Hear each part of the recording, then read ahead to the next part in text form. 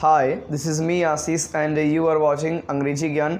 So welcome here guys. आज की इस वीडियो में मैं आप सबको कुछ इडियम्स के बारे में बताऊंगा और जो इडियम्स हैं वो काफ़ी प्रसिद्ध हैं और आपने थंबनेल के माध्यम से देखा भी होगा.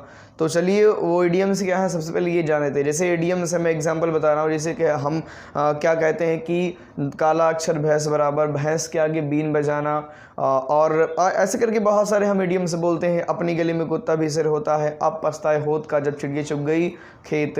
तो ऐसे करके बहुत सारे इडियम्स हैं जो कि काफ़ी प्रसिद्ध हैं और काफ़ी बोले जाते रहते हैं. तो चलिए इनको हम वन बाय वन कर सीखते हैं. तो आज की इस वीडियो में मैं आपको 10 इडियम्स के बारे में बताऊंगा. और इडियम से यानी मुहावरे से रिलेटेड मैंने 2 वीडियो और अपलोड किए हैं अपने इसी यूट्यूब चैनल पर. उनका लिंक आपको डिस्क्रिप्शन में मिल जाएगा, जाकर के आप उसको भी देख सकते हैं. वहाँ पर आपको और इडियम्स मिलेंगी जो कि नए नए होंगे. तो चलिए यहाँ पर अब हम इसको स्टार्ट करते हैं और सीखते हैं कुछ इडियम्स जो कि बोले जाते हैं और उसकी हिंदी प्लस इसका मतलब भी जानेंगे और इंग्लिश में कैसे ट्रांसलेट करना है, कैसे बोलना है वो भी बताऊँगा. So let's start. तो सबसे पहले हम बात करते हैं गाइज़, भैंस के आगे बीन बजाना. ये बहुत बोला जाता है, अक्सर आपने सुना होगा गांव में या फिर किसी न किसी से आपने ये सुना होगा कि भैंस के आगे बीन बजाना. अब इसका पहले इंग्लिश समझा लेते हैं. इसकी इंग्लिश होती है guys to cast pearls before swine. To cast pearls before swine, ये इसको इंग्लिश में ऐसे बोलेंगे. जब भी आप कहते हैं कि भैंस के आगे बीन बजाना, यानी अगर आप उसको इंग्लिश में कहना चाहते हैं तो क्या बोलेंगे, to cast pearls before swine. अब इसका मतलब समझते हैं. इसका मतलब क्या होता है कि भैंस के आगे बीन बजाना, यानी कि अगर आप किसी भी अनपढ़ व्यक्ति के सामने पढ़े लिखे वाली बात करेंगे तो उसके आगे क्या होगा, भैंस के आगे बीन बजाना. जैसे मान लीजिए कोई अनपढ़ व्यक्ति है और आप उसके सामने एक क्वेश्चन का जिक्र करते हो, किसी सवाल का जिक्र करते हो, मैथ की कोई बात करते हो, रीजनिंग की कोई बात करते हो, यानी कि जो भी आप पढ़ाई लिखाई से रिलेटेड बात करते हो, क्या होगा उसके लिए तो बिल्कुल मीन्स कोई फ़र्क ही नहीं पड़ेगा, वो सुनता रहेगा. तो इसलिए ये बोला जाता है कि भैंस के आगे बीन बजाना, यानी कि आप उस व्यक्ति को ऐसा बता रहे हो जिससे कि उसको कुछ समझ में नहीं आ रहा. और बिल्कुल उसको समझ में क्यों आएगा, क्योंकि उसके लिए तो वो तो अनपढ़ है ना. तो इसलिए क्या होता है, जब भी कोई भी काम आप करते हो, यानी कुछ भी आप किसी को बता रहे हो और उसको बिल्कुल भी समझ में नहीं आ रहा है आप, तो वही होता है कि भैंस के आगे बीन बजाना. आई होप कि आपको समझ में आ गया होगा. नेक्स्ट समझते हैं. नेक्स्ट है काला अक्षर भैंस बराबर. ये भी उसी से भैंस से रिलेट करता है. अब यहाँ पर इसका क्या मतलब होता है, पहले इंग्लिश जान लेते हैं. इसकी इंग्लिश होती है this is Greek to me. काला अक्षर भैंस बराबर, this is Greek to me. अब इसका मतलब समझते हैं. इंग्लिश हमने जान लिया. इसका मतलब होता है जैसे कि कोई अनपढ़ व्यक्ति को अभी आप कोई बुक दे दो पढ़ने के लिए, तो उसके लिए क्या होगा, काला अक्षर भैंस बराबर, क्योंकि वो पढ़ना लिखना तो जानता नहीं है. तो ये होता है, यानी कि किसी व्यक्ति को कोई कठिन कार्य दे दो जो कि वो कार्य उस कार्य को ना कर पाए, तो इसीलिए कहते हैं काला अक्षर भैंस बराबर, यानी ये इसके बस का नहीं है. आपने एक अनपढ़ व्यक्ति को बुक पढ़ने के लिए दिया, यानी किताब पढ़ने के लिए दिया, तो वो पढ़ तो सकता नहीं, इसलिए क्या बोला जाएगा कि ये मीन्स इसके लिए क्या, ये काला अक्षर भैंस बराबर है. तो जब भी कहना पड़े काला अक्षर भैंस बराबर, this is Greek to me. और कभी कभी बहुत सारी चीज़ें हम खुद नहीं कर पाते तो बोलते हैं यार this is Greek to me, यानी कि काला अक्षर भैंस बराबर. ये सब के लिए होता है. सो ओके, आई होप कि समझ में आ गया होगा. नेक्स्ट समझते हैं. नेक्स्ट है अपनी गली में कुत्ता भी सिर होता है. आपने सुना होगा, ये इडियम से बहुत ज़्यादा बोला जाता है कि अपनी गली में कुत्ता भी सिर होता है. इंग्लिश क्या होती है इसकी, अब इंग्लिश समझते हैं. A dog is a lion in his own den. क्या बोलेंगे, a dog is a lion in his own den. ये तो हो गई इसकी इंग्लिश. अब मतलब की बात करते हैं. इसका जो मतलब होता है वो ये होता है कि अपने एरिया में, अपने मोहल्ले में हर कोई अपने आप को मीन्स दादा समझता है, यानी कि अपने आप को हीरो समझता है, जो भी आप कहें. मतलब क्या होता है कि आपके एरिया में आपकी ही चलती है, मतलब आपके गली मोहल्ले में जो आप कहते हो, जो आप चाहते हो वो होता है. ठीक है, कोई आपके एरिया में आकर के मारपीट नहीं कर सकता. तो ये होता है कि नहीं, अपनी गली में, और अपनी गली में हर कोई अपने आप को शेर समझता है भाई, लेकिन कहीं बाहर जब निकलता तो वो भी क्या, भीगी बिल्ली बन जाता है. तो ये होता है. तो आई होप कि समझ में आ गया होगा इसका मतलब. देखिए मतलब मैं थोड़ा थोड़ा समझा रहा हूँ, बहुत डिटेल में नहीं जा रहा हूँ, क्योंकि मेरा जो मेन मोटो वो ये है कि आपको इंग्लिश की चीज़ें बताऊँ, यानी कि इंग्लिश में बताऊँ. तो वो तो बता ही रहा हूँ, प्लस इसके साथ साथ हिंदी भी बता दे रहा हूँ ताकि आपको समझ में आ जाए कि इनका प्रयोग कैसे होता है. और बात करते हैं, आपने सुना होगा एक इडियम्स और है, बहुत सारे इडियम्स है. चलिए एक और है उसी में से कि अब पछताए होत का जब चिड़िया चुग गई खेत. आपने इसको बहुत सुना होगा कि अब पछताए होत का जब चिड़िया चुग गई खेत. तो सबसे पहले तो इसकी इंग्लिश जानते हैं। इसकी इंग्लिश होती है it is no use to cry over spilt milk. क्या बोलेंगे? It is no use to cry over spilt milk. इसको बोलने का दो तरीका है, आप चाहे तो ये भी कह सकते हैं don't cry over spilt milk, don't cry over spilt milk. तो दोनों में से किसी एक का भी यूज़ आप कर सकते हैं। अच्छा, इसका मतलब क्या होता है कि अब पछताए होत का जब चिड़िया चुग गई खेत। आपने अक्सर देखा होगा कि किसी से कोई गलती हो जाती है, कोई मिस्टेक कर बैठता है, तो उसके बाद वो बहुत उसका पछतावा करता है, मतलब उसके पीछे परेशान रहता है, सोचता रहता है। फॉर एग्जांपल, जैसे आप समझ लीजिए कि आप पढ़ाई कर रहे हो और आपके सारे मित्रों ने, सारे फ्रेंड ने स्कॉलरशिप का फॉर्म फिलअप किया और सबकी आ गई सिवाय आपकी। मीन्स आपने फॉर्म को फिल ही नहीं किया था, आपको किसी ने बताया था कि स्कॉलरशिप में पैसे वगैरह नहीं आते, लेकिन उन सबकी आ गई जिन्होंने फिल किया था और आपने फिल ही नहीं किया।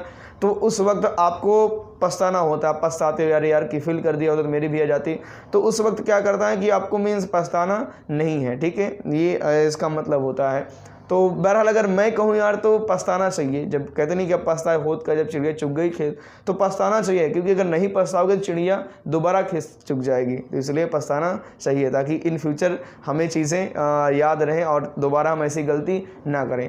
आगे बढ़ते हैं और हम एक और इडियम्स के बारे में समझते हैं। जैसे आपने सुना होगा कि अंधेरे में छलांग लगाना, अपने इडियम सुना होगा अंधेरे में छलांग लगाना। इसकी इंग्लिश क्या होती है? इसकी इंग्लिश होती है to leap in the dark, to leap in the dark. अब इसका मतलब मैं बताऊं तो ये होता है अंधेरे में तीर लगाना। बहुत से लोग क्या करते हैं कि अंधेरे में तीर छोड़ते हैं। अंधेरे में तीर छोड़ने का मतलब ये नहीं कि धनुष बाण लेकर के तीर मारेंगे, ऐसा कुछ नहीं है। इसका सेंस ये जाता है कि कोई चीज़ वो अनुमान के हिसाब से करते हैं। जैसे अनुमान लगाते हैं उसके बाद कार्य करते हैं, और वो कार्य कभी कभी सफल भी हो जाता है, कभी कभी असफल भी हो जाते हैं। मतलब उस कार्य में वो लोग सफल भी हो जाते हैं और असफल भी हो जाते हैं। तो यही कहते हैं to leap in the dark, यानी कि अंधेरे में छलांग लगाना। पता नहीं है गड्ढा कितना है और आपने छलांग लगा दिया। अगर आपके अनुमान के हिसाब से गड्ढा निकला तो आप नांग जाओगे, अगर उससे ज़्यादा निकल गया तो आप उसी में गिर जाओगे। तो ये होता है। होप कि समझ में आ गया होगा। और हमारा नेक्स्ट इडियम्स है सोने पे सुहागा। अक्सर आपने सुना होगा, लोग अक्सर बोलते हैं सोने पे सुहागा। अब इसका पहले इंग्लिश जान लेते हैं। इसकी इंग्लिश होती है आइसिंग ऑन द केक। क्या बोलेंगे? Icing on the cake. अब इसका मतलब मैं आपको समझाता हूँ सोने पे सुहागा का मतलब क्या होता है। जैसे मान लीजिए आप नौकरी कर रहे हो, ठीक है, और नौकरी में आपकी जो सैलरी आ रही है वो तो ठीक ही है, लेकिन आपको अचानक से कहीं ना कहीं से 2 लाख 3 लाख की लॉटरी लग जाती है। तो वो क्या होता है? सोने पे सुहागा होता है। फॉर एग्जांपल, आप रिलेशन में गए हो कहीं पर और आपको वहाँ पर चाय पीने को दिया गया, और चाय के साथ साथ थोड़ी देर बाद में तुरंत ही आपको क्या मिल जाता है? ब्रेड मिल जाता है ऊपर से। तो ये होता है कि सोने पे सुहागा, यानी कि एक कोई अच्छा कार्य हो रहा है, दूसरा और कोई अच्छा कार्य हो जाए, तो ये होता है सोने पे सुहागा। आई होप कि आप समझ पा रहे होंगे कि मैं कहना क्या चाह रहा हूँ। आपने एक ये सुना होगा यार कि आपकी चांदी ही चांदी है। आपने ऐसा आप सुने होंगे और आपने बोलते होंगे, या फिर ये आपने सुना होगा कि आपकी 5 उंगलियां घी में हैं। ऐसा आपकी चांदी चांदी है, आपकी 5 उंगलियां घी में है, इसका मतलब जो होता है वो सेम होता है। तो पहले सबसे पहले इसकी इंग्लिश जानते हैं। इसकी इंग्लिश क्या होती है? इसकी इंग्लिश होती है nowadays your bread buttered on both the sides. क्या बोलेंगे? Nowadays your bread buttered on both the sides. ये इसकी इंग्लिश होती है। आप प्रैक्टिस कर लेंगे जिससे कि आपको बोलना आ जाएगा, ठीक है। तो अब इसका मतलब समझते हैं। जैसे कहते नहीं कि आजकल आपकी चांदी है चांदी, यानी कि आजकल आपकी 5 उंगलियां घी में है। जैसे फॉर एग्जांपल किसी को कोई जॉब मिल जाए, जॉब मिलने के बाद क्या होता है कि उसकी 5 उंगलियां घी में, क्योंकि अब उसके पास पैसा ही पैसा है। तो ये होता है कि आजकल आपकी चांदी ही चांदी। या फिर किसी की कोई लॉटरी लग जाए कहीं ना कहीं से, तो भी बोलते हैं यार आजकल तो आपकी चांदी ही चांदी है, मतलब आपकी 5 उंगलियां घी में है। सो आई होप समझ में आ गया होगा। और बढ़ते हैं। जैसे आपने एक और सुना होगा यार कि अंधे के आगे रोए अपना दीदा खोई। आपने ये इडियम्स भी सुना होगा। तो इसको तो हम क्या बोलते हैं इंग्लिश में पता है? To cast pearls before swine. जो आपको पहले बताया गया था कि भैंस के आगे बिन बजाना, जस्ट सेम होता है टू कास्ट पल्स बिफोर स्वॉइन, यानी कि अंधे के आगे रोए अपना दीदा खोई। ये नेक्स्ट इडियम है जान बची तो लाखों पाए।